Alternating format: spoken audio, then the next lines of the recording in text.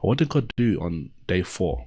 We saw that he created what he called lights. The sun, he created the moon, and he created the stars. And obviously we know that because the sun is the light that rules the day, so to speak, and the moon is the light technically that rules the night. And obviously the stars are in the sky as well. Okay, and obviously the scripture talks about how you put these lights in the firmament, basically for signs and for seasons and for days and for years. So these are the things we use today, what the day is, what the time is, etc. All these different kind of things. Now, another thing I'll say, which is actually quite interesting, so many people get caught up with the book of Genesis because the sun is created on day 4.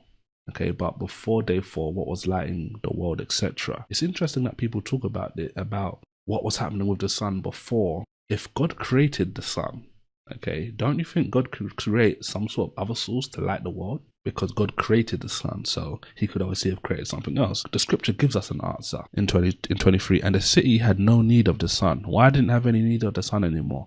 Neither of the moon. There's the great light to rule the day and the lesser light to rule the night. Why didn't it need them anymore? To shine in it.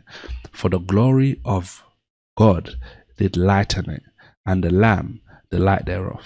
Okay, so it's basically telling you here that the sun is not necessary, at least in one scenario, and that is if God or Jesus, okay, their glory lightens the place, and the sun is not an essential.